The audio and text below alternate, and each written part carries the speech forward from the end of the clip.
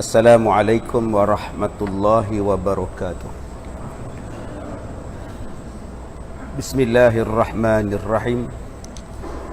Alhamdulillahi rabbil alamin. Wassalatu wassalam ala rasulillah wa ala alihi wa sahbihi ajma'in. Qala Allah ta'ala a'udzu billahi minasy syaithanir rajim. Ma nansakh min ayatin aw nunsiha na'ti bi khairin minha aw mithliha. Alam ta'lam anna Allah ala kulli syai'in qadir. Sadaqallahul azim. Makasih pada ustaz, pada seluruh ahli-ahli jawatan kuasa, pentadbir masjid, tuan-tuan pegawai masjid, tuan-tuan dan puan-puan, mudah-mudahan dirahmati, diberkati oleh Allah Subhanahu wa taala. Ada sekali itu saya menyampaikan satu ceramah di Padang. Habis ceramah ni ada seorang lelaki datang memeluk saya lah. Memeluk ni maknanya dia letak tangan dia di atas bahu saya lah. Bukan dia mencekik, dia letak sini saja. Saya pun tak kisahlah, itu pelukan mesra. Jadi dia kata kat saya, ustaz, Allah ni tak ada rumah. Okey. Mana ada Allah ni ada rumah? Sebab dalam ceramah saya tu saya kata bahawa rumah masjid ni adalah rumah Allah. Ada pantang larang dia, ada syarat dia, ada hukum. Masjid ni adalah rumah Allah. Jadi dia sebut Allah, mana ada rumah. Saya pun diamlah. Allah tu tak bertempat, ustaz, kata dia. Ya, betul, Allah tak bertempat. Allah tak ada rumah. Betul, Allah tak ada rumah.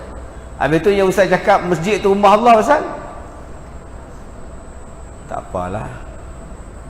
Nanti abang pergi ke Mekah, abang tengok Kaabah tu, orang panggil Baitullahil Haram, rumah Allah yang dimuliakan.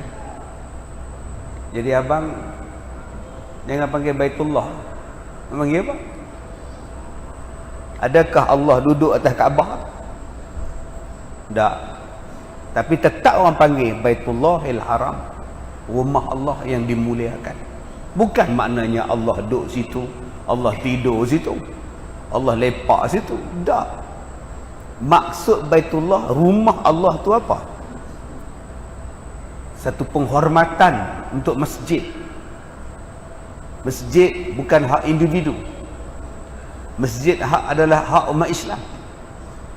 Masjid ada peraturan dia. Masjid ada hukum hakam dia. Ada pahala di dalam masjid dia. Ada hukum yang ada, yang boleh, yang tak boleh di dalam masjid. Ada benda yang boleh cakap, ada benda yang tak boleh cakap dalam masjid. Sebab tu dia panggil satu penghormatan, maka dia dipanggil sebagai rumah Allah. Bukan maknanya Allah duduk dalam masjid. Tuan-tuan, kenapa saya mulakan ceramah saya dengan orang cakap pada saya dengan perkataan Allah tak ada rumah? Saya nak cakap pada tuan-tuan, itulah di antara punca kenapa orang tak nak datang masjid. Hari ni bila orang tak berjemaah di masjid, orang tak datang sembahyang di masjid, kita selalu marah jemaah. Kita selalu kata pada orang kampung, selalu kata pada anak karya, dia orang ni tak nak datang sembahyang, ustaz, payah betul. Siapa yang memayahkan mereka? Allah Ta'ala sebut dalam surah At-Taubah, ayat yang tuan-tuan duduk tulis dekat masjid tu, innama ya'muru masajidallahi man amana billahi wal yaumil akhir. Surah yang ke-9 ayat yang ke-18. Sesungguhnya yang boleh memakmurkan masjid ialah orang yang beriman kepada Allah dan pada hari akhirat. Wa aqamas salah, yang mendirikan salat. Wa ataz zakah, yang membayar zakat. Wa lam yakhsha illallah, dan orang yang tidak takut melainkan dia hanya takut kepada Allah. fa'asa ulaika an yakunu minal muhtadin. Mudah-mudahan orang yang datang ke masjid, yang 5 orang itu termasuk di dalam golongan yang mendapat hidayah daripada Allah Subhanahu wa taala. Tuan-tuan, belah ni apa pula dia tulis? Tak ada baca saya apa. Okey. Okey. Allahu akbar, subhanallah. Yang ni ayat ni tuan-tuan ni. Cantik ni. Balikkan baca ayat tu, cari ayat tu. Perkataan salama tu. Bila jumpa dengan orang jahil, yang diucapkan ialah perkataan yang salama, sejahtera baginya.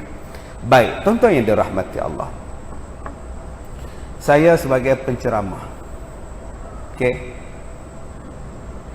saya bila tengok orang datang ceramah saya, apa benda yang ada dalam jiwa saya, kalau saya tengok dalam kuliah-kuliah saya, kalau dalam masjid, dalam padang, atas padang, dalam stadium, macam-macam lah ceramah saya ni. Ada dibuat dalam kapal, dalam krus, ada yang buat ceramah dalam kapal terbang, ada yang ceramah di stadium, mini stadium, padang bola, masjid, surau, dewan, sekolah. Pertama, saya anggap saya berceramah ini merupakan suatu amanah daripada Allah untuk menerangkan, menceritakan sesuatu tentang Islam, mengajak orang mencintai Islam, mencintai Allah dan Rasul. Dia merupakan amanah. Yang kedua, dia merupakan satu cabaran kepada saya. Bagaimana nak menarik orang supaya mencintai Islam? Maka saya perlu kreatif, inovatif, sensitif dengan apa perkara yang berlaku untuk memastikan bahawa ceramah saya ini didengari, dicintai, disukai dan seterusnya diamalkan.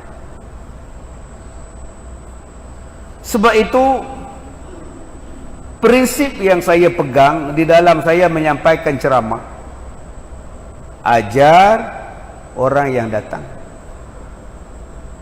Yang tak datang tu tak payahlah kisah, biarlah dia tak datang, dia bukan dengar pun, dia duduk di rumah, dia tengok berita sekarang ni, kan dia peduli pun. Dia bukan datang, bukan dengar ceramah kita pun, dia tengok secara langsung bola Selangor lawan Pahang, bukan dia tahu apa benda pun. Jadi disiplin saya, siapa yang datang ni saya ajar betul-betul. Saya tak boleh mengutuk, mengata orang yang tak datang. Akhirnya orang yang datang ni cakap, aku yang datang ni tak dapat ilmu, dia duk kutuk yang tak datang. Jadi aku datang ni dapat apa?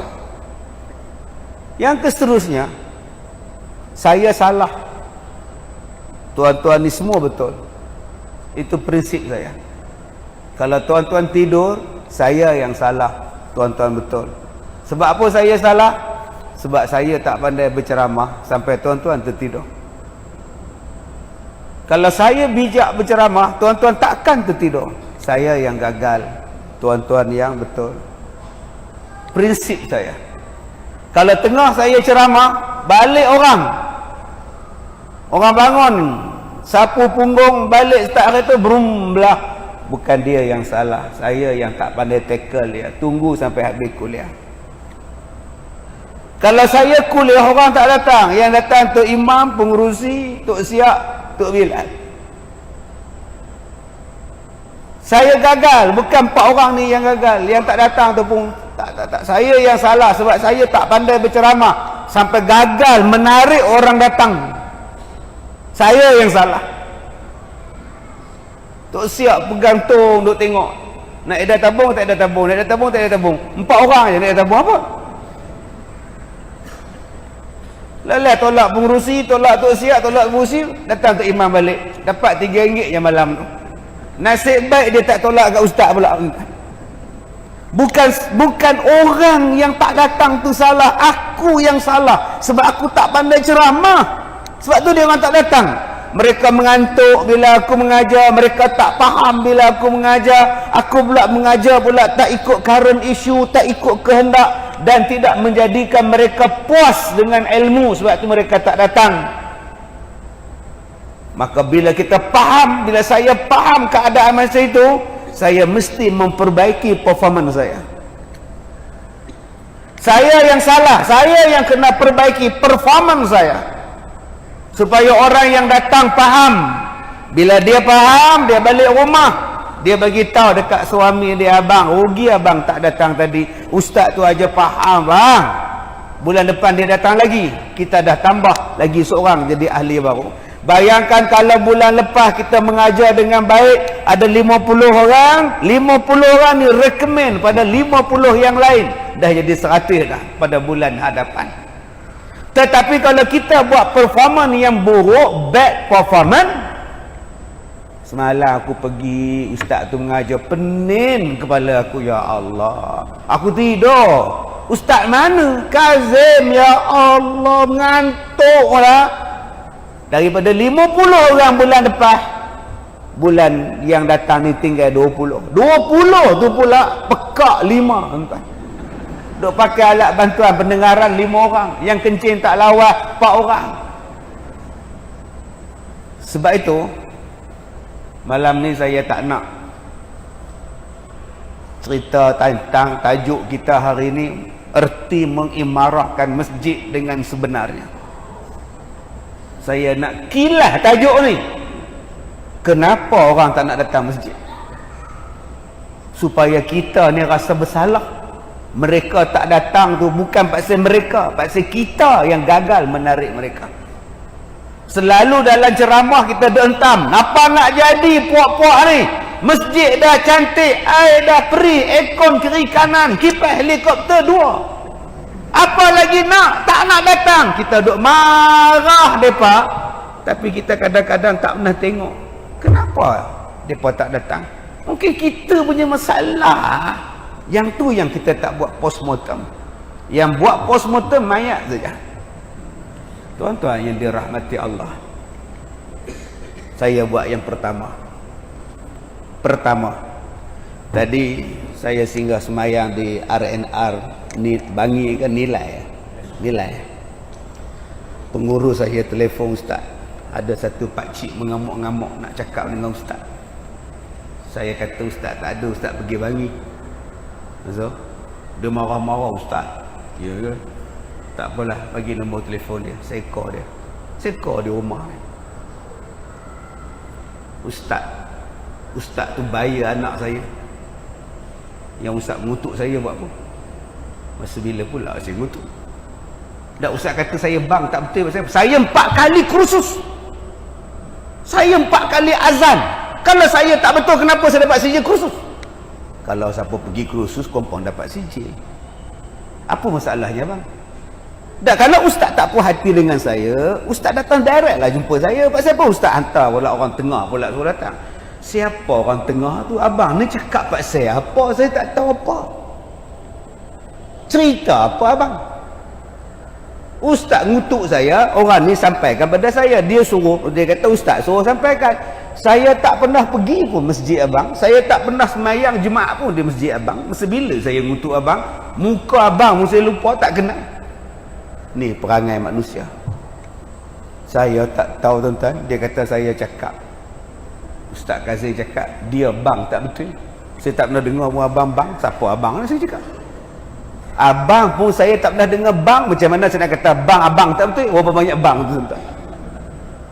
Ni nombor satu penyakit kita ialah kita suka bermusuh dengan orang. Buangkan satu sikap orang masjid ni suka bermusuh dengan orang. Tak datang masjid, boykot. Dia tu tak pernah datang masjid, boykot. Dia tu ngutuk kita, boykot. Dia tu kutuk kita dalam mesyuarat, boykot. Ini nombor satu yang kita kena buang, benda yang ada dalam diri kita. perasaan benci pada orang, perasaan kita saja betul, perasaan kita saja elok, orang lain tak elok. Zaman memula orang ni tuan-tuan dah habis. Nabi sebut wala tadabaru, jangan pulaukan orang. Tuan-tuan tahu apa saya cakap dekat pak cik ni? Saya kata pak cik besok mai jabat saya, kita minum kopi. Saya free 9.30 pagi lepas kelas, mai kita minum kopi. Saya tak pulau dia, saya tak marah dia, sebab saya tahu dia dapat cerita tak betul. Dan kenapa saya sanggup jumpa dia? Sebab saya tahu saya tak kenal dia pun, saya tak kutuk dia pun, apa pun tak. Saya kata kalau boleh bawa ustaz tu sekali, kita minum kopi sekali. Tuan-tuan, budaya yang kita kena ubah ialah budaya nak memanggil mereka ke masjid. Bagaimana? Yang tak datang itulah kita nak jemput sangat dia ke masjid. Bagaimana cara dia tuan-tuan? 4. Pertama, afsyus salam, sebarkan salam.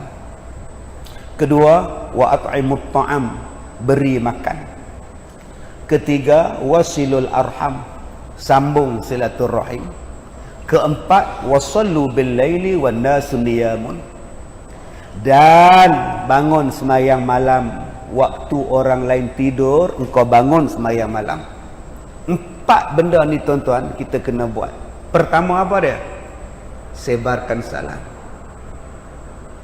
Sebab tu dalam jatuh kuasa masjid, dalam setiap jemaah masjid, tengok orang yang tak pernah datang masjid, Assalamualaikum saja, lalu depan rumah dia, Assalamualaikum, seolah-olah kita ni kawan dia, Assalamualaikum, padahal pakai seluar pendek, kita pakai jubah.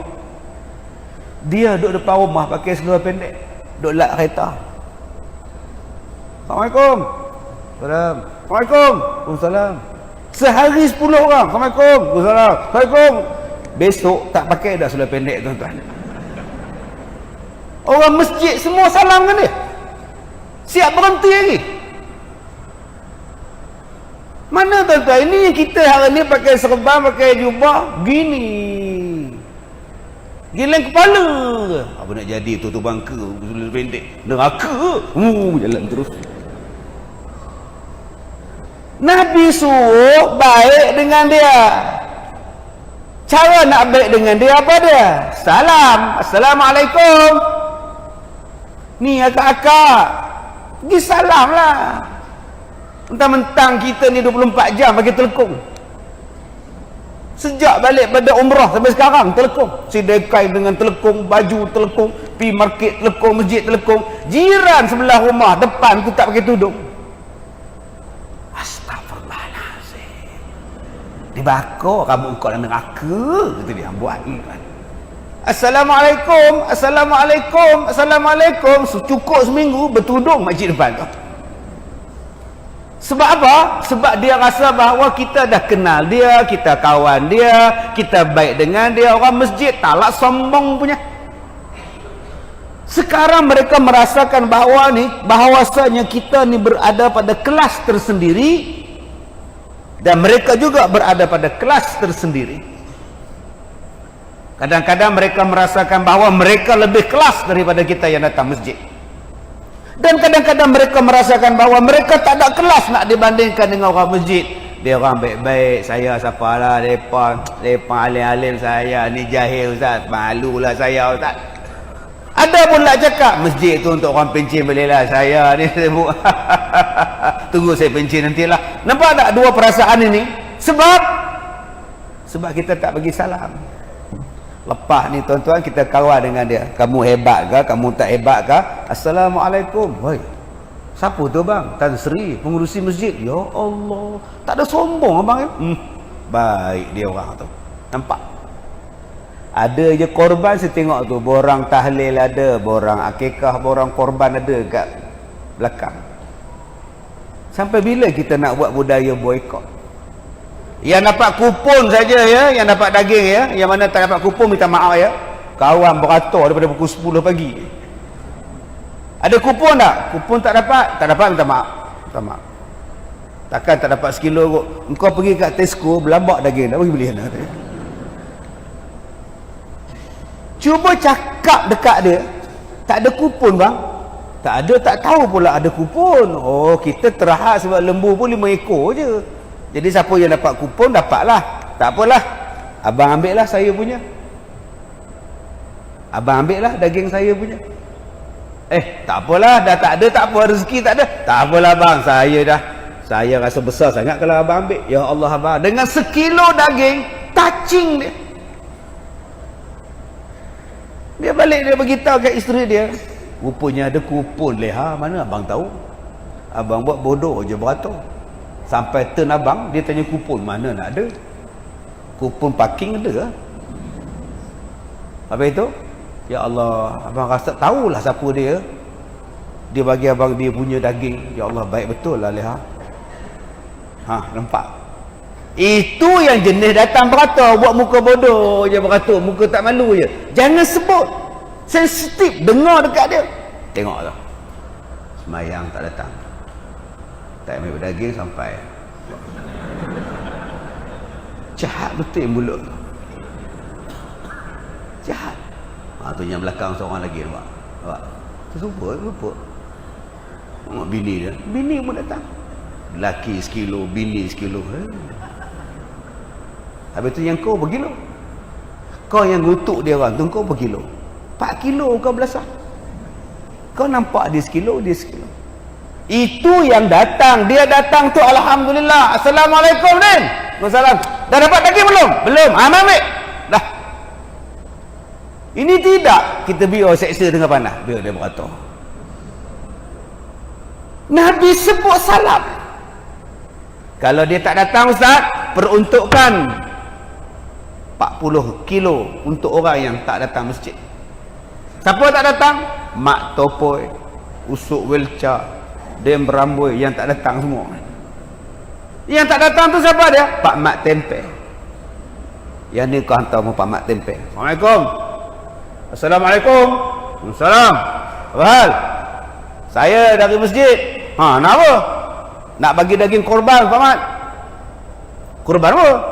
Hari ni kan raya korban. Oh ya ke? Kata dia, ya ke? Dia tanya tuan-tuan. Tak ku hara punya Pak Mat Tempe ni. Asyik ngerjakan tempe tak habis-habis. Jadi saya duk tengok Pak Mat tadi tak ada kat masjid. Lepas tu Pak Mat tak sihat ke apa tu, pengurusi cakap hantar kat Pak Mat. Terima kasih Din. Salam pengurusi. Dia masuk dia cakap, "Leha. Dia orang bagi kita daging korban." Itulah awak, saya cakap pergi masjid awak tak nak. Asyik pergi karaoke je. Masjid tak nak.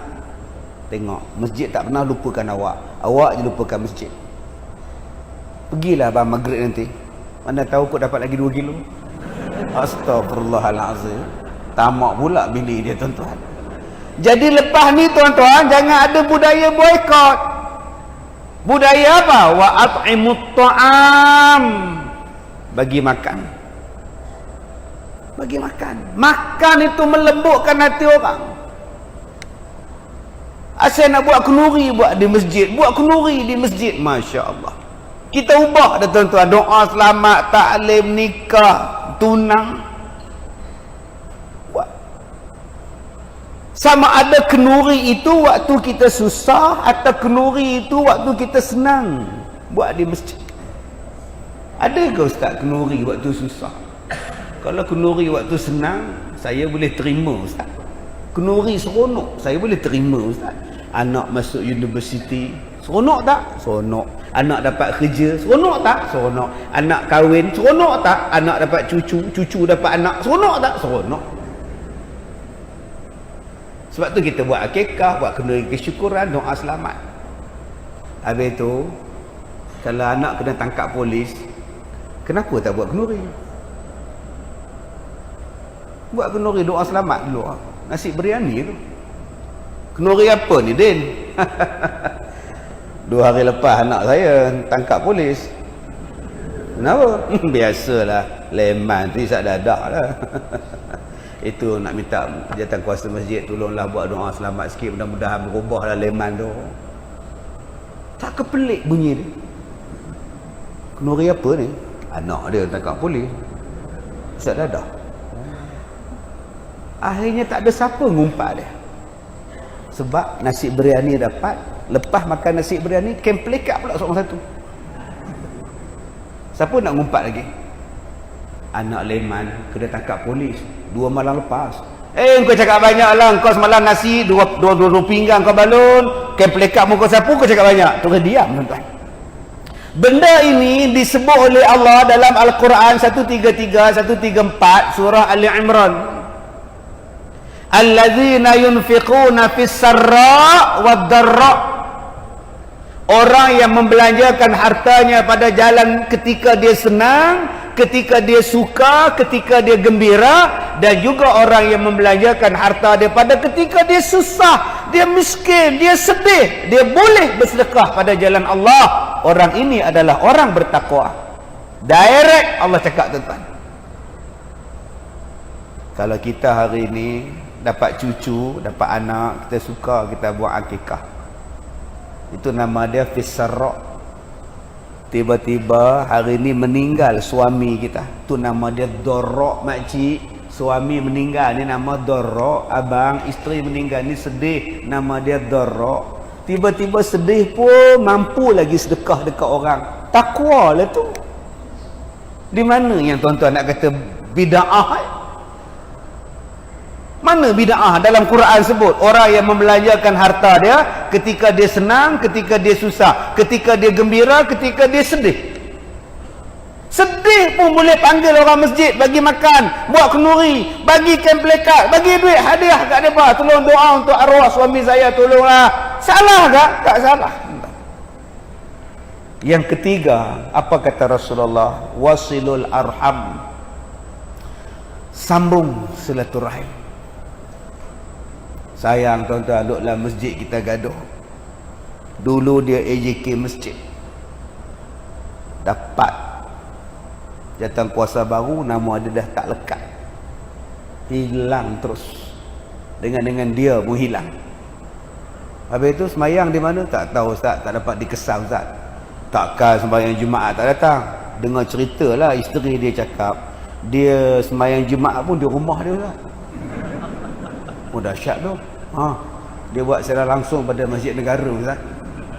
Oh ya ke? Siapa baca khutbah? Tok Imam TV. Oh. Punya kecil hati tuan-tuan sampai tak datang lah. Apa salahnya? Wa aslihu baina akhawaikum, damaikan. Berapa ramai yang fras tak lekat jawatan jadi imam. Merajuk dah tuan-tuan.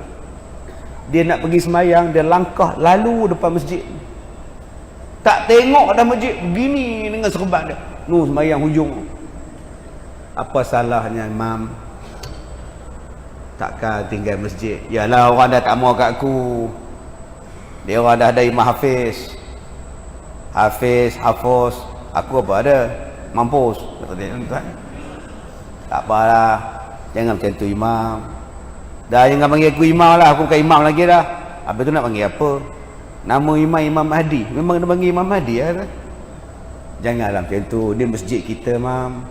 Dah. Panggil aku Mahdi sudah. Jangan ngada-ngada panggil Imam Mahdi pula. Tuan-tuan, yang ni yang tidak ada. Mendamaikan.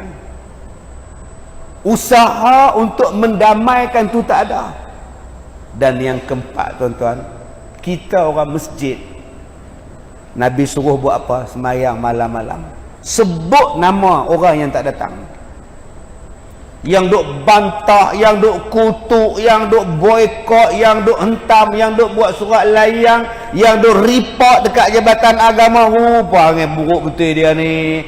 Buat solat malam, ya Allah, berikanlah hidayah ya Allah kepada Sidik Segaraga tu ya Allah. Ya Allah. Yang ni yang kita jarang buat. Yang kita minta, ya Allah, kau turunkanlah bala kepada dia ya Allah, kepada Sulaiman akhlaqan itu ya Allah. Bala minta ni. Kalau semua orang dapat bala, siapa nak datang masjid? Yang hantar surat layang lumpuh, yang kutuk pengurusi pula aksiden, langgar basikal lajak, koma sekarang ni 40 orang sakit. Siapa nak datang sembahyang? Biarlah mereka sihat, biarlah mereka panjang umur, dan biarlah mereka mencintai masjid kita ya Allah. Jadi nombor satu, kesalahan kita di mana? Kenapa orang tak datang? Kesalahan kita ialah adanya setengah-setengah masjid memboikot dan membudayakan budaya pulau memulau. Akhirnya orang tak nak datang masjid kita. Yang kedua, kadang-kadang masjid dibina cantik, prasarana cantik, semua cantik, tetapi terlalu tinggi.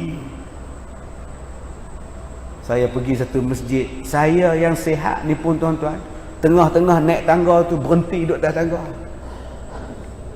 Nombor Ustaz je lah, tinggi betul tangga ni. Bayangkan orang yang sakit gout, oh my gout, kata dia tuan-tuan. Tiba-tiba kita marah orang tak datang masjid. Kamu buat masjid, kamu ikut kepala otak kamu je. Kamu ikut kepala otak arkitek, kepala otak engineer. Dia orang tu tak datang masjid kamu. Dia kata, Ustaz, Masjidil Haram bagus. Masjidil Haram ada eskalator. Yang kau buat tangga sampai Allah, sampai 2 tingkat punya masjid pakai tangga besar. Siapa nak datang? Ni tuan-tuan ni berapa tahun tuan-tuan boleh larat lagi datang masjid ni? Beritahu saya. Berapa tahun? Rumah tuan-tuan yang 2 tingkat tu pun tuan-tuan tak naik tingkat atas.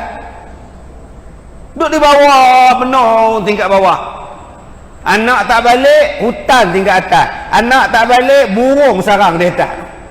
Burung tak pergi makcik, hantu kat 5 kat atas. Duk bunyi orang berjalan tingkat atas. Siapa tu abang? Tidur, jangan tegur. Abang pergilah mengintip tengok, jangan pandang. Kalau tingkat atas rumah kita pun kita tak naik, bayangkan masjid. Sebab tu tuan-tuan ni buat macam ni cantik lah. Cuma tingkat atas ni waktu Jumaat, waktu raya pakai. Sebab setengah masjid tuan-tuan di bawah ni dia buat parking hak dia atas. Yang dia buat tiang tinggi, saya kata banjir ke taman ni, kampung ni banjir ke yang tiang tinggi ni? Dia kata tak saja, kita buat ni sikit lah, fancy sikit lah, macam bawah ni kalau kita buat kenduri kahwin ke apa, senang lah kita buat kan. Atas mayang, bawah ni kita open hall, boleh buat kenduri kahwin apa. Tiap-tiap hari kenduri kahwin ke macam mana tuan Haji? Kenduri kahwin bulan 11 je ramai. Semayang tiap-tiap hari 5 kali abang Haji. 5 kali nak naik tangga tuan Haji, kena pula makcik tu jatuh tangga, patah tulang pinggul, tak tidur menerap di rumah. Kadang-kadang kita tak mesra kepada orang. Dah lah kipas perempuan pula tak cukup. Perempuan ni ramai tuan-tuan, kipas 2. Kipas tu pula nazak sakaratul maut. Subhanallah. Orang lelaki semayang sempoi dengan ustaz semayang pakai jubah sempoi, dia tak pakai kain dalam, ada orang tahu. Dia tak pakai seluar dalam, ada orang kisah. Orang perempuan kain dalam, baju dalam, seluar dalam, telekung, kain telekung, anak tudung, stokin. Panas tak? Panas. Sebab tu kadang-kadang dia orang tak nak datang. Kipas tu, ya Allah, ada kipas yang boleh duk beratip tu, nama kipas duk beratip, pusing kanan pusing tu beratip lah, ilah tu beratip tu nampak tak? Ada jenis kipas tuan-tuan tak boleh beratip, duk tegak kat dia. Orang belakang tarik tak, putih pula benang tu pula. Tuan-tuan, ada pula kipas jenis kipas siling tu, nazak, on aja switch dia mula bunyi makcik tu ngucap tu lah, buatnya tengah rukuk putih pada aku. Kita tak menyediakan prasarana yang terbaik, tiba-tiba kita salahkan orang tak datang. Buat prasarana yang terbaik. Kalau dia tak datang tu, jangan salah kami dah. Kami jawatan kuasa masjid, kami buat lah. Macam masjid tuan-tuan, nak aircon bagi, nak masjid apa tandas bersih, nak tandas dekat ada, nak dewan semua dah. Tapi kalau tak nak datang, nak kata apa? Manusia tak boleh buat apa, nak penuh renak dia. Kalau boleh buat rumah dalam masjid dia, buat rumah dia dalam masjid. Manusia jenis tu ada macam-macam alasan. Ada masjid cantik besar apa semua, parking pula tak ada, payah betul. Jalan je lah, rumah depan masjid jalan je lah. Pak ada parking sana apa. Setengah orang tuan-tuan dia naik motor, dia malas nak parking jauh. Kalau boleh dia nak parking tu sebelah tu imam. Motor tu sebelah tu imam. Habis-habis sembahyang maghrib, start motor brrr, punya malas tuan. Perangai nak layan semua kehendak mampu kita. Tak boleh layan semua, tapi kita buat yang terbaik sebab Allah Taala dia nak tengok siapa yang buat terbaik. Wallahu yuhibbul muhsinin. Allah nak tengok supaya kita ni buat terbaik dan Allah suka yang terbaik. Kalau dulu kita kata panas tak datang, dan masjid dah siap, oi panas tak tahan, aku sembahyang malam berpeluh sampai ke tui panas, boh lagi sebulan boh ekong. Dan masjid kita dah sejuk, ada aircon. Semalam aku datang dah, tak tahan, sejuk. Nak terkencing saja. Tuan-tuan, bubuhlah bapa aircon pun kalau dah jenis malas, tak datang juga tuan-tuan. Tapi kita tak mau bagi alasan macam itu. Kalau macam itu, terus buat apa? Apa pun jangan buat ustaz. Kita buat apa pun kalau dia tak nak datang, dia tak nak. Kalau kita jangan buat apa. Tapi kita tak boleh ada sikap macam itu. Kita kena buat yang terbaik. Yang ketiga, di mana kesilapan kita? Pengkuliah. Ni, yang kita duk panggil ceramah, yang kita duk panggil kuliah ni, kadang-kadang mereka ni menarik orang datang dan kadang-kadang mereka ni menghalau orang datang. Sebab tu kena bijak memanggil pengkuliah. Tuan-tuan tahu tak? Ingat senang kan nak pegang mikrofon ni?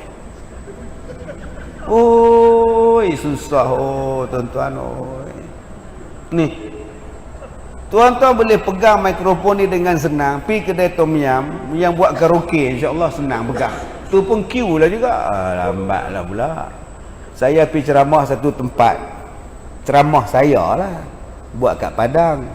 Saya sampai lepas sembahyang maghrib, saya ingatkan maghrib rupa isyak. Pukul 8 habis sembahyang maghrib. Saya kata jom kita pergi minum dulu. Lambat kan.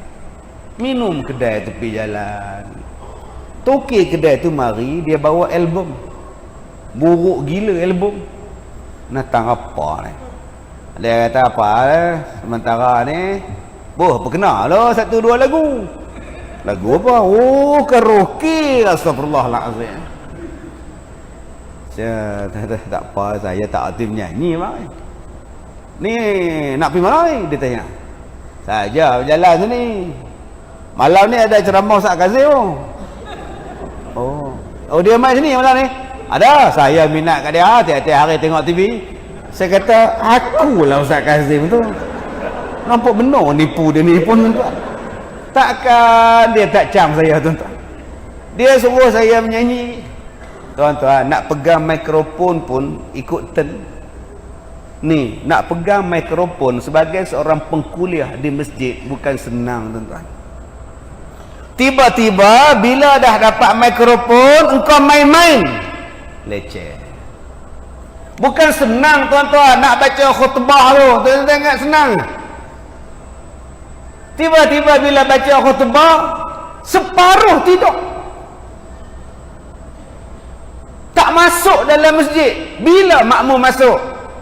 Bila tu imam baca barakallah. Barakallahu li wa lakum bil Qur'anil azim. Yang duduk dalam kereta keluar, yang duduk atas motor bangun, yang duduk bawah pokok pisang semua masuk. Dah. Khutbah Nabi jom. Baru masuk tuan-tuan. Dia faham barakallah tu Nabi khutbah. Kenapa yang jadi macam tu? Sebab tak ada kick. Alhamdulillah. Alhamdulillahil qail. Oh, sudah tuan-tuan. Dia sebut qa pula 4 harakat pula. Qail. Kita sini pun il. Cuba tegah. Alhamdulillah. Alhamdulillahil qail. Tu dia tuan-tuan. Saya kalau baca khutbah ada yang tidur, saya suruh dia bangun. Bang, khutbah ni bang, jangan tidur. Tak sedar juga, saya suruh orang sebelah, dia kejut.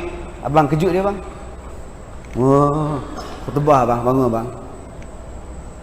Pak cik ni minggu depan sama ada dia tak tidur atau tak main terus tu ya tuan-tuan. Antara dua. Sama ada dia tak datang ataupun dia tak tidur minggu depan tuan. Lama-lama orang buat persiapan. Oh, ustaz tu baca khutbah kau tegas sedap, memang aku tak mengantuk ah. Mai kita pula Allah, alhamdulillah, Allah, bunyi Allah tu habis. Maknanya saya gagal menjadikan orang menarik. Serupalah saya kuliah maghrib pun, kalau orang tak faham, orang tak datang. Buat apa nak datang? Nak parking susah, tambah belah Putrajaya, Kuala Lumpur, duk rumah flat pula. Buat ceramah di masjid, saya cakap setengah orang dia sayang parking lot lebih daripada dia sayang masjid. Bila dia balik kerja, dia dapat parking, tiba-tiba dia nak turun, nak bawa kereta pergi semayang pula, dengar ceramah pula. Dah. Melainkan kita ceramah dekat flat dia, tengah-tengah kawasan lapang tu boleh. Kalau nak suruh dia bawa kereta dia pergi parking dekat masjid, tak lah. Dia kata, sehari aku balik parking tak ada. Ni dilema yang orang belah-belah Putrajaya, yang belah-belah Kuala Lumpur yang hadapi. Apa siapa? Nak cari parking susah. Bukan kata dia orang saja susah nak parking, tuan-tuan. Saya penceramah pun tak ada parking. Jalan kaki pun nak pergi tempat ceramah. Sebab tu kita kena faham. Bila datang pula ceramah, dia orang tak faham. Ustaz tu cakap dia orang tak faham. Jadi dia hukum dia sebenar dia apa nama macam ni nah. Apa tadi tak? Makmum ni duk tanya, dia ni nak kata apa? Apa tadi? Lupa saya, minta maaf lah. Jadi benda ni kita tak boleh kata haram lah. Dia halal, macam halal lah. Tapi kalau kita kata halal pun tak boleh juga, sebab dia apa nama, dia haram juga. Agak-agak tuan-tuan faham tak sebagai jemaah? Aku sepak ustaz ni tak lagi kan. Aku dah lah migraine, aku dengar ceramah bertambah-tambah double migraine aku ni. Orang nak datang ke masjid, orang nak tahu hukum. Orang datang kuliah, dia nak tahu hukum. Dia keluar daripada masjid, aku puas hati. Haram adalah haram, halal adalah halal. Clear. Macam tadi satu opah tanya kepada saya, opah 65. Ustaz, ni opah nak tanya ni. Baru ni opah dengar satu ustaz ceramah. Ustaz Kazim ke siapa? Tak, Ustaz lain, bukan Ustaz Kazim, bukan. Dia kata apa? Dia kata kalau isteri haid, laki-laki boleh dengan isteri yang haid tu, tak haram.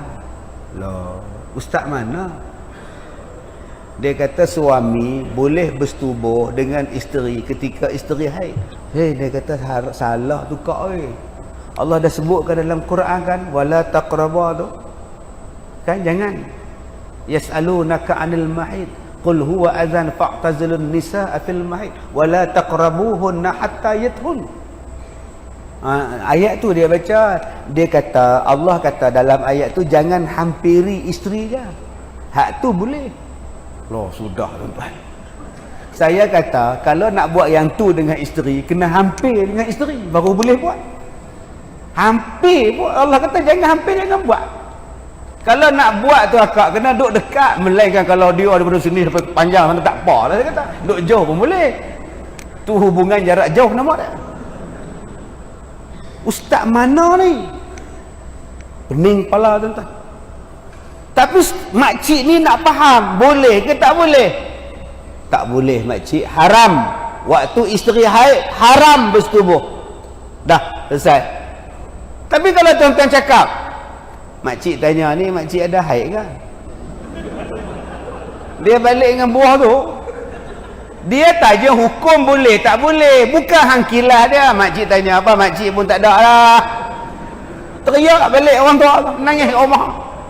Dia nak tanya hukum, bagilah hukum. La ilaha illallah. Hari ni kita semua terlalu mewah dengan ilmu sekarang ni. Saya ulang balik. Hari ni manusia terlalu mewah dengan ilmu, sampai ilmu hak tak betul pun sampai pada kita. Dalam YouTube, dalam Facebook. Tuan-tuan nak cakap pasal apa? Semua ada. Semua orang boleh jadi reporter, boleh buat cerita, boleh melaporkan macam-macam hari ni. Dulu nak jadi reporter kursus, dulu nak mengajarkan kena belajar, dulu kalau nak bercakap kena ada ilmu. Sekarang tak payah, nak jadi reporter, nak bercakap hanya perlu ada handphone. Maka anda akan jadi reporter, anda akan jadi ustaz, anda akan jadi penceramah. Buat masuk hadis, buat masuk ayat Quran, ustaz lah anda. Bahayanya hari ini tuan-tuan. Sebab itu biarlah kita ni tuan-tuan duduk di masjid ini jaga-jaga. Biar penceramah ini berjaya menarik orang, bukan berjaya menjauhkan orang daripada masjid. Jadi kalau saya penceramah 5 tahun, 10 tahun saya berceramah, orang 10 orang juga, saya gagal. Kalau saya jadi imam, saya gagal menarik orang, salah. Tuan-tuan, tak salah rakam, kita ada CCTV. Rakam imam buat secara langsung, kau terpulang lah tuan-tuan. Balik ke rumah, suruh isteri dengar. Mama, komen mama, abang baca Fatihah, khutbah. Rakam, balik suruh isteri dengar. Mama, ni khutbah abang tadi, cuba dengar. Abang nak ke tandas kejap. Kita pun masuk tandas. Bila kita keluar, isteri tertidur. Khutbah berjalan, dia tidur. Maknanya macam itulah jemaah tidur kat masjid, tuan. Tapi kadang-kadang kita tak gunakan isteri. Sebab tu isteri tu imam, isteri ustaz, jangan duk heboh. Saya lah isteri ustaz. Ustaz main dengan saya lah. Assalamualaikum. Siapa ni tak pernah tengok pun? Isteri penceramah. Yang kata mula abang siapa? Cuba diam-diam. Daripada diam tu lah boleh dapat respon. Yang tu yang kita nak. Tengah ustaz tu ceramah, makcik sebelah cakap, bagus ustaz ni ceramah, faham, lega isteri kita. Tapi kalau makcik tu cakap, bodoh betul ustaz tu, dah pukul 8.50 berhentilah orang nak sembahyang isyak, bengong betul. Sudah tuan-tuan, itulah bagus. Yang tuan-tuan pergi habis siap-siap, saya isteri penceramah, satu staf, isteri ustaz, semua baik, lelaki hang baik, tepuk je tuan makcik tu. Ubah tuan-tuan. Kita di sini kalau boleh jadi penceramah, jadi apa pun, menjelaskan sesuatu yang kabur, menerangkan sesuatu yang blur, memahamkan sesuatu orang yang salah faham. Dan jangan kita menjadikan orang bertambah pening dengan apa yang kita cakap. Tuan-tuan, saya ni penceramah. Ada orang tanya, ustaz dalam masjid kenapa tak buat di padang? Mana saya tahu, padang baru tanah rumput, mana siap lagi. Buat dalam masjid lah. Ada kalanya saya suka ceramah dalam masjid, ada kala saya suka buat di luar, lagi saya suka. Baru ni saya buat di Johor, atas penuh, bawah penuh, kiri kanan penuh, orang tak boleh masuk. Saya tanya kenapa buat dalam masjid, kesian orang ramai, beribu-ribu di luar tak boleh masuk. Dia kata, ustaz kita buat di luar dalam masjid ni sebab kita nak nampak crowd tu ramai, nampak crowded. Habis tu hak ni panas pula, saya pun peluh ketiak tuan-tuan. Satu. Yang kedua, saya ni sebagai penceramah, bila dalam masjid lain tuan-tuan. Dalam masjid saya takkan menyanyi, dalam masjid saya takkan melawak, dalam masjid saya takkan buat cerita yang, sebab tak lama, pukul 9 habis. Tapi kalau saya ceramah di padang 2 jam, kadang-kadang 2 jam setengah saya seorang,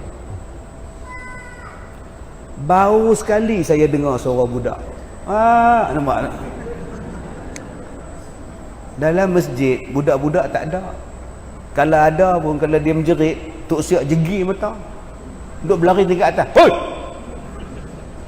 Di padang lain tuan-tuan. Budak datang, mak budak datang, mak rok datang, hak seluar pendek datang, hak kape datang. Tu kalau buat di padang. Yang tak pernah datang dengan ceramah datang, yang duduk atas motor sambil serokok ada, yang duduk main handphone ada, anak dara ada, anak tak dara ada, mak dara ada. Kalaulah saya ceramah macam ni, agak-agak dia orang macam mana? Tuan-tuan, masjid merupakan sesuatu, agak-agak macam mana? Budak tu pun teriak, mama nak balik. Macam mana saya nak kontrol budak-budak sekolah rendah ni yang umur 8, 10, 11 tahun, mereka boleh tahan 2 jam tanpa bangun?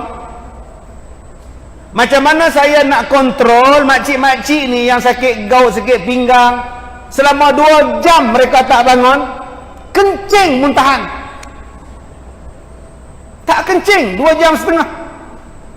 Tadi makcik kata nak kencing, kawan tanya, dah kencing dah pun? Bila je bangun tak nampak pun? Aku pakai pampers. Ui, macam ni Ustaz. Tuan-tuan ingat senang kan nak tahan orang supaya jangan bangun? Tandas tak ada di padang? Tuan-tuan ingat senang kan nak tarik orang parking yang tuan-tuan baru ni saya ceramah di Kedah? Parking saja 1 kilometer. Kereta 1 kilometer berjalan. Kalau saya ceramah memboringkan, orang balik dan orang takkan datang. Maka saya kena kreatif. Kreatif ini dipanggil apa? Hikmah. Ud'u ila sabili rabbika bil hikmah. Ajaklah kamu kepada jalan Tuhan kamu dengan bijak. Hikmah tu bijak. Nih, yang saya pakai sekarang ni tuan-tuan, iPhone. Nama dia smart. Smartphone bahasa orang panggil apa? Telefon pintar. Smartphone ni bijak, ni smart, bijak, bukan handsome. Smart Tuan Haji, itu lain. Smart maknanya pintar. Pintar dalam bahasa Arab nama dia hikmah, hakim. Allah kata serulah kamu pada jalan Tuhan dengan pintar. Boleh faham makna pintar? Pintar. Boleh saya buka kitab mengajar pada tuan-tuan, tapi kalau saya ceramah 10,000 orang di Padang, takkan saya nak buka kitab? Gelap gelita mana nak buka kitab? Maka saya kena bagi orang tahan 2 jam. Kadang-kadang saya menyanyi, elok mengantuk menyanyi pula. Kadang-kadang serius, kadang-kadang saya ketawa. Saya bukan maharaja lawak, saya bukan pak lawak. Saya bukan pak lawak. Kadang-kadang terpaksa bergurau. Untuk apa? Supaya lebih segar. Saya tengok slow. Dan lawak saya itu tuan-tuan, lawak yang betul, bukan direka-reka. Macam baru ni saya cerita dalam ceramah saya sembahyang di Pulau Pinang. Depan saya tu budak dengan pak dia. Allahu Akbar. Saya sembahyang. Budak yang depan saya tu, tangan duk macam tu, tapi duk kalih tengok. Dia duk tunduk, duk tengok muka saya. Kalau tuan-tuan jadi saya, tuan-tuan nak buat apa? Bila saya Rabbighfirli warhamni, lagi dia tunduk. Takkan saya nak buat lawak tak? Lawak kan? Dosa ke saya? Tak, benda betul. Itu di Pulau Pinang 12 bulan 12 saya pergi sembahyang di Masjid Nabawi. Saya bawa beg sandang saya tu, saya letak tempat sujud. Anak tu Arab tu pakai jubah, duk berlari depan saya ni. Tiba-tiba dia berhenti dekat beg sandang saya. Tuan-tuan boleh bayar kalau tuan-tuan jadi saya. Dia berhenti, dia duk buka beg saya. Habislah pasport aku. Agak-agak nak khusyuk tak sembahyang tak? Sepak budak ni. Janganlah dia buat lari beg aku, buat lari mampu lah. Kalau tuan-tuan jadi saya, tuan-tuan nak buat apa? Saya tak tahu. Lalas pijak beg tu dia. Jenis hak garah tuan-tuan. Buat tuan-tuan jenis garah. Kita tak buat macam tu lah. Ni lawak yang dibenarkan sebab dia tak mereka-reka cerita. Sekadar untuk orang ni, benda tu yang kita buat tu, saya buat lawak tu tuan-tuan. Kenapa yang tuan-tuan ketawa? Kenapa ketawa? Ada yang sampai tepuk meja. Tepuk sejadah tak apa ni. Dia tepuk paha kawan dia. Balik rumah dia selak kat isteri dia. Lebam paha abang. Duduk sebelah Pak Mat. Dekat 10 kali ada, paha abang jadi masak. Kenapa? Pertama, bila saya buat cerita lawak, saya takkan gelak. Saya bukan bodoh. Yang gelak tuan-tuan, saya tak gelak. Yang kedua, cerita lawak yang saya bawa pada tuan-tuan adalah cerita yang tuan-tuan jumpa tiap-tiap hari. Cerita yang logik pada akal, sebab tuan-tuan jumpa benda tu dan tuan-tuan boleh bayang benda tu. Tengah-tengah semayang, budak duk lari, berhenti duk tengok beg. Dalam tu lah beg kecil main, ubat kecil manis aku ada, dia ambil lagi, mampu aku lah. Benda tu ada kat kita.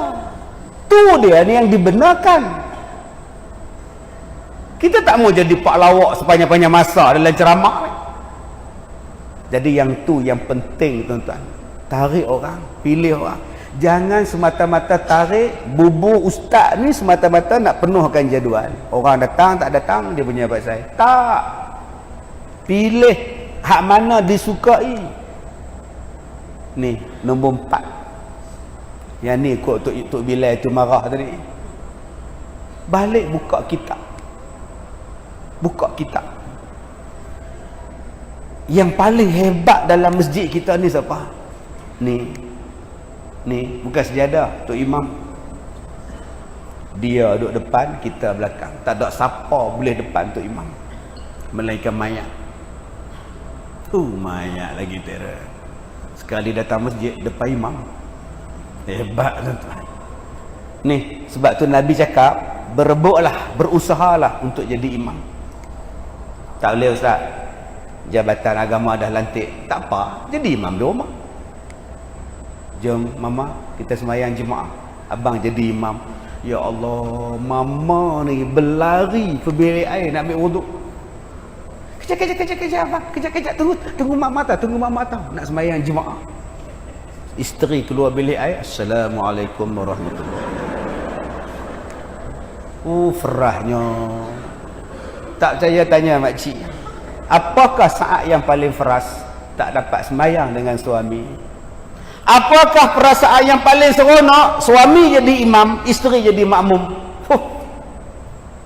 Habis salam tu ya Allah. Belum habis salam, dengar suami baca inna a'tainaka pun sedap.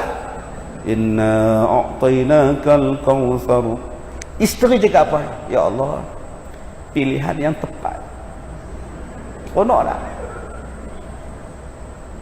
Rakaat ketiga maghrib, dia bangun buat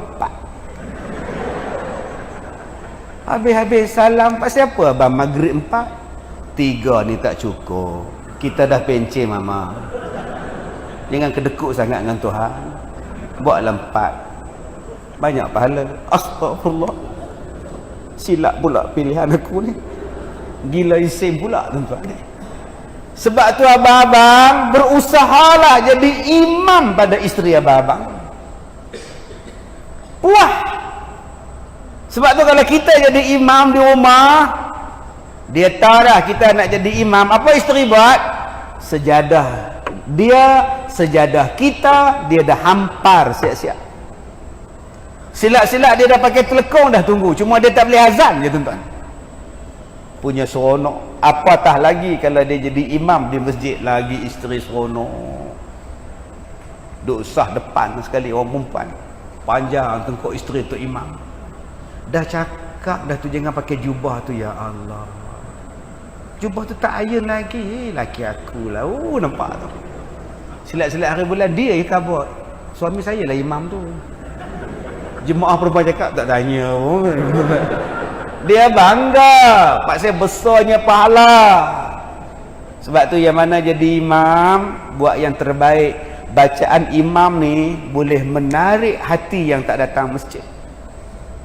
Dengan sebab kelembutan imam, jatuh hati orang yang tak datang masjid.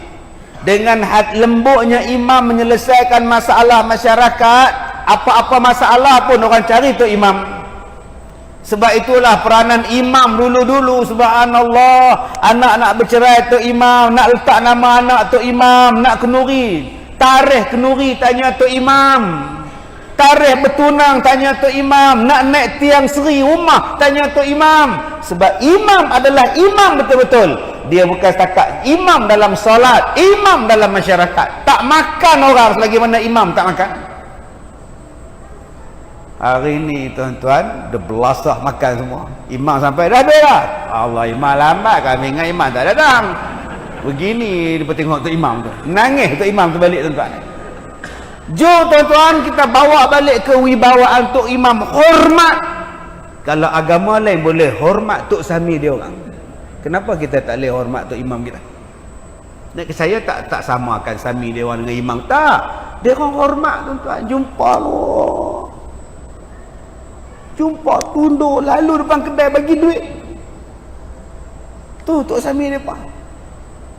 Hebat tuan-tuan. Kita ajak tumbuk untuk imam. Petolak Tok Imam tu guling-guling jumpa. Tuan-tuan tak tengok dalam rakaman YouTube. Mesra untuk imam. Tok Imam duk sembahyang sunat, terajang Tok Imam. Sampai tahap macam tu, bila kita nak jadi yang terbaik? Jadi Tok Imam ni buat yang terbaik. Apa dia? Segala-galanya. Sebab dia amanah. Bacaan yang terbaik. Alhamdulillahi Rabbil Alamin, Ar-Rahmanir Rahim, Maliki Yaumiddin. Yang datang ni 90% dah pergi Mekah. Bila imam baca style Mekah, menangis pakcik. Dia pula baru seminggu balik. Teringat ke imam Mekah? Padahal dia tak kenal pun Imam Mekah. Cuba tuan-tuan tengok. P. Ramlee tu dah mati, main muka macam P. Ramlee siapa tak tahu, bersabah. Loh, pakak duk khumbu nak tengok P. Ramlee hidup balik. La ilaha illallah tuan. Duk menyanyi lagu P. Ramlee ni. Engkaulah sana bulan. Dia tuan punya nak tiru P. Ramlee. Kan dapat pahala pun. Tapi kalau kita baca Quran sedap-sedap, subuh lain. Alhamdulillahi Rabbil Alamin, Ar-Rahmanir Rahim, Maliki Yaumiddin. Menangis pula Makcik Leha. Habis subuh kenapa kak? Teringat Madinah. Madinah pula dah tuan-tuan. Saat lagi datang sembahyang maghrib, Alhamdulillahi Rabbil Alamin, Ar-Rahmanir Rahim. Makcik tu balik langsir selak. Kenapa makcik? Imam tu kahwin ke belum? Oi, tanya pula tuan. Dia janda tuan. Oi. Janda ni ada dua, muda kat jan, tua jentu. Dia buka tengok tuan ni. Nombor dua, siapa yang terbaik yang kita kena rebut? Bilal. Selepas imam yang besar pahala dia, Bilal. Sebab tu tuan-tuan, kalau ada Bilal yang bagus, suara dia bagus, napas dia bagus, bacaan dia bagus, akhlak dia bagus, kalau dia minta bayaran pun bagi dekat dia. Sekali dia azan tuan-tuan, bangun satu bandar ni. Satu bandar baru bangi ni bangun. Subuh. Allahu Akbar, Allahu Akbar. Bangun. Sedap gila tuan-tuan dia azan. Gila pun tak sedap macam tu. TV ambil rakam, TV sana ambil rakam, masuk dalam YouTube. Berjuta orang like dia punya azan. Hayya 'alas salam. Sikit dia. Tapi sonok. Setengah orang punya panjang, tak sedap je tak? Hayya 'alal falah.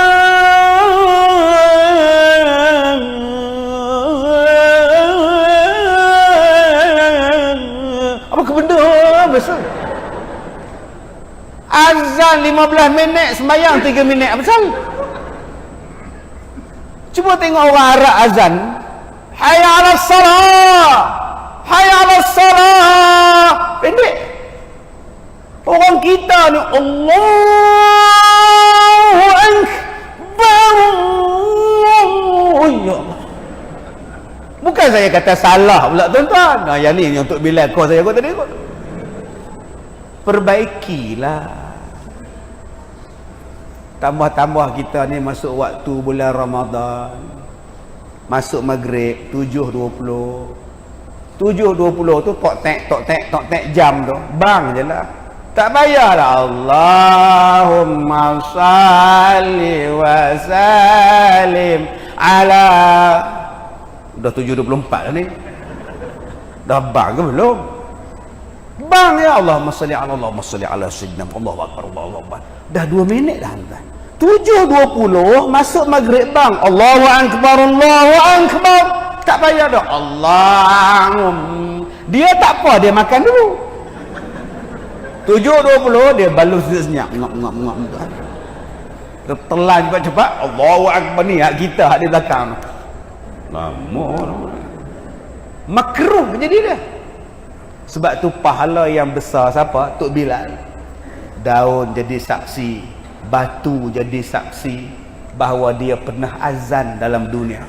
Saya bila tengok pokok banyak tempat tuan-tuan, rumput pula subuh tu, rumput tu besok jadi saksi dia azan.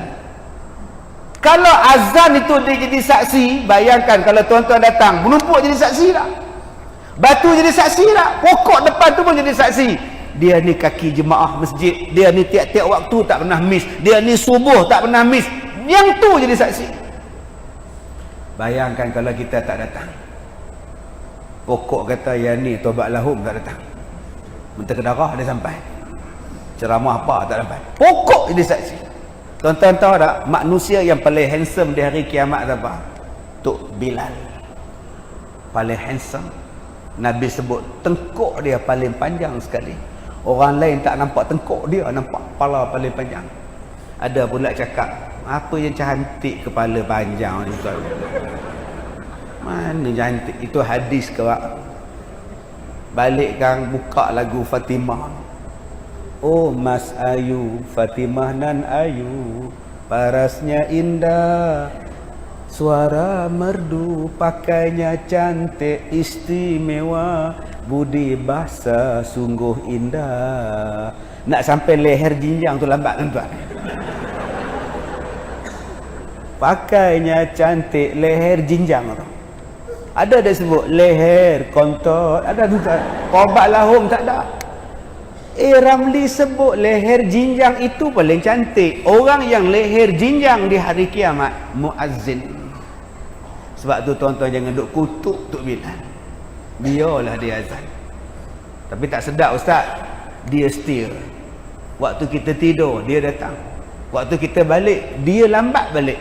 Orang yang paling lambat balik Bilal dan Siap. Kenapa tuan-tuan nak marah Bilal dan Siap? Paling lambat balik Siap, tambah kalau kenuri. Basuh pinggan tu, pakai boxer je. Baju Melayu sangkut, kain pelingkak dia sangkut, boxer je basuh pinggan tuan-tuan. Orang lain habis balik dah, dia belum balik, tu jasa Tok Siap. Tapi berapa ramai tuan-tuan yang bagi duit pada Tok Siap? Cik cicak ni. Cicak. Mat, sumbat. Oi, kita layan Tok Siap. Kita layan Tok Bilal. Tak tuan-tuan, depa ni mulia, depa bersihkan rumah Allah. Nombor 3, siapa yang paling hebat di masjid? Yang duduk di saf paling awal. Kalau imam dah ada orang, muazzin dah ada orang, saf nombor 1 belum ada orang. Tak ada siapa sah nombor 1 ni ditetapkan. Haji Dollah, Haji Mat, Haji Din, Pak Mat Tempe, Sidik, Segaraga, Ular, Simit, Ular Raja. Ada tak tuan-tuan? Tak ada. Labu, Labi, Haji Bakhil, Bil Lebay Kedekut. Ada tak? Tak ada tuan-tuan.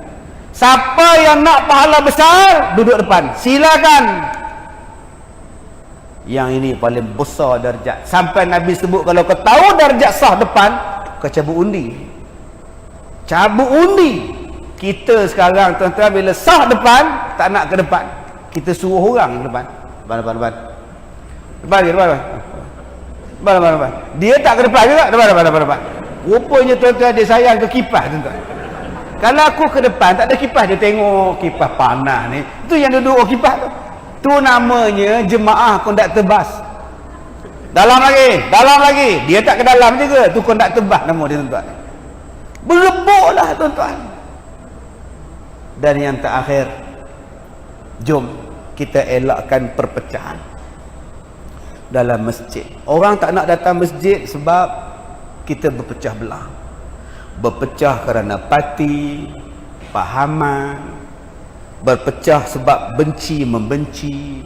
Kita bawa zaman kita dulu. Saya dulu sudahlah, saya tak adalah dah benci nama bang. Saya waktu bertugas dulu sudahlah bang. Sebut saya dahlah. Ini dalam mesyuarat tu saya selaku X. Apa X apa? Saya sebagai mantan, apa mantan lagi? Dah. Sekarang kita jemaah biasa. Dulu aku pangkat ke, aku pengarah ke, ketua pengarah ke, jangan bawa masuk dalam masjid. Kita semua sama, jemaah semua. Tak payah kita nak bawa pro terlebih tuan-tuan. Ni masjid. Ada rilisnya, ada tightnya, ada loose-nya. Ada masa kita tegas, ada masa kita tak apalah. Saya pernah jumpa satu Tok Bilal letak jawatan sebab pengurusi mesyuarat AJK masjid. Dia azan asar, mesyuarat AJK belum habis. Allahu Akbar, Allahu Akbar. Dia berhenti mesyuarat AJK, dia tutup mikrofon. Siapa suruh azan tanpa kebenaran saya? Saya pengurusi masjid tu. Lah, letak jawatan terus tuan-tuan. Habis, siapa nak azan sekarang? Kadang-kadang Tok Bilal silap. 3.45 dia azan asar. Dia tidur, lepas mayang Zuhur balik rumah tidur. Jaga 3.45 la ilaha illallah, start motor datang. Terus masuk bilik Bilal. Allahu Akbar, Allahu Akbar. 3.45 bro. Asar 4.45. Masa itu pengurusi duduk kat depan tu melompat, pagar punya tinggi tu buzi. Dia lompat burung terjun lari sini. Dia tengking Tok Bilal. Oi, baru 3.45 yang kau azab bodoh. Tuan-tuan bayang tak, satu taman bodoh. Isteri pun dengar bodoh, laki aku bodoh. Nampak tuan-tuan. Akhirnya merajuk dak Tok Bilal, merajuk. Dia silap, dia mamai, dia mengantuk. Bisik kat telinga dia, Bilal, baru 3.45, belum asar. Minta maaf Tuan Haji, saya tak tahu Tuan Haji. Tak apa, benda kecil. Pegang balik mikrofon. Allahu Akbar, Allahu Akbar. Ujian suara 1 2 3, 1 2 3. Asyhadu an la ilaha. Ujian suara 1 2 3. Jadi orang taman kata, oh dia orang testing. Ingatkan dah asal. Nampak? Taklah merajuk Tok Bilal, taklah terkejut orang kampung. Inilah dia tuan-tuan, bijak, nama dia smart. Smart nama dia. Kalau kita faham smart. Dan smart ni tuan-tuan, dia limited. Ceramah saya pun kena smart. 9.15 habis. Yang mana faham, tak faham sudah tuan. Saya doakan masjid tuan-tuan adalah masjid yang termasuk dalam masjid yang terbaik. Kita tak nak masjid kita termasuk dalam masajiduhum amirah wa hiya kharabun minal huda. Masjid cantik tetapi tidak ada petunjuk. Kita tak nak jadi itu. Yang kedua, kita pegang hadis Nabi. Sebaik-baik tempat di dalam dunia ini ialah masjid, dan seburuk-buruknya ialah pasarnya. Jadi tuan-tuan, jom kita jadikan masjid kita ini adalah sebaik-baik tempat untuk kita. Seronok, tidak ada pecah belah, tidak ada maki-memaki, tidak ada pahaman khilaf yang kita bawa, tidak ada merosakkan orang, membida'ahkan orang, tak ada. Di sinilah tempat menyebarkan ilmu, di sinilah tempat berkasih sayang, dan di sinilah tempat mendatangkan sakinah. Surah Al-Fatih ayat 4. Nak dapat sakinah ni tuan-tuan, Allah bagi. Bagaimana nak dapat sakinah? Salah satu tempatnya tuan-tuan ialah masjid. Ketenangan, kebahagiaan, menyelesaikan masalah, insya-Allah. Mudah-mudahan tuan-tuan, masjid kita ini akan sentiasa dilindungi oleh para malaikat dengan sayap-sayap dia. Kerana malaikat setiap hari tuan-tuan, ada sejenis malaikat yang kerjanya mencari tempat yang baik dan dia akan berdoa kepada orang yang berada di tempat yang baik. Dan masjid ini adalah tempat yang baik. Mudah-mudahan doa malaikat sampai kepada kita. Jadi tuan-tuan yang dirahmati Allah, bagi tuan-tuan yang belum sampai lagi ke sekolah saya tak katalah sekolah saya terbaik. Jadi saya jemput datang, tengoklah macam mana saya buat sekolah saya hampir 13 tahun yang lepas. Okey, macam mana kita boleh kumpulkan orang daripada bekas menteri, daripada anak raja, cucu sultan, anak sultan, sampailah orang biasa, tukang kebun biasa, duduk dalam satu pondok, belajar, mencintai sama satu sama lain tanpa gaduh-gaduh. Bagaimana kita buka satu sekolah tanpa daripada duit kerajaan mana-mana parti sekalipun, kita buat tuan-tuan. Dan saya rasa saya cukup seronok dengan sekolah saya. Bukan setakat tarikan kepada Malaysia, yang duduk di sekolah saya sekarang dari Syria, dari New Zealand, dari Indon, Singapura, Thailand, Kamboja, Perancis, England yang datang belajar. Jadi mungkin kita boleh buat perkongsian macam mana nak menarik orang daripada rock, daripada orang yang bergelumang dengan pelbagai perkara tak elok, tapi boleh datang serah diri untuk berubah. Jadi kita minta kalau boleh sama-sama kita saling bantu di antara satu sama lain macam mana buat. Dan saya bersyukur banyak orang yang datang melawat. Tahun lepas ada 150,000 orang yang datang melawat sekolah saya. Okey, setiap hari orang melawat, tuan-tuan bayangkan, berbas-bas datang yang nak ambil, yang nak belajar. Dan saya offer pada tuan-tuan, saya buka yang terbaru, saya buka Akademi Da'i untuk melatih penceramah-penceramah seperti saya. Sebab saya ni pun dah berumur dah 29 tahun dah saya berceramah, tua. Sebab tu kalau TV tak panggil pun tak apa, tua. Ada makcik-makcik tanya, Ustaz dah tak boleh masuk TV ke? Memang tak boleh makcik. Saya gemuk makcik, tak muat TV tu. Oh, betul lah, betul lah. Makcik ni faham gedak ni saya cakap ni. Saya kata saya badan besar, mana muat TV tu nipis makcik. Oh ya lah, betul juga lah. Betul lah. Jadi saya nak latih penceramah, saya hanya buka untuk 20 orang saja yang berusia 18 tahun ke atas, selama 3 tahun belajar dengan saya. Siapa nak masuk silakan. Bagi yang nak duduk di pondok warga emas, sila hantar surat. Ada 18 bilik yang kosong sekarang. Dan nak masuk ke sekolah saya kena temu duga. Walaupun warga emas, walaupun orang tua sekalipun, temu duga. Ya, kita cek habis-habis supaya betul-betul nak belajar dan bukan jadi untuk homestay, nak tinggal hujung minggu sahaja. Jadi tuan-tuan yang dirahmati Allah, bagi siapa yang nak bantu sekolah saya tak minta duit daripada tuan-tuan. Saya cuma minta tuan-tuan dapatkanlah produk Al-Barakah di belakang tu. Macam-macam produk ada tuan-tuan. Yang tuan-tuan duk tengok saya segar bugar ni, satu produk yang saya buat sendiri, nama dia jus Belanda, durian Belanda.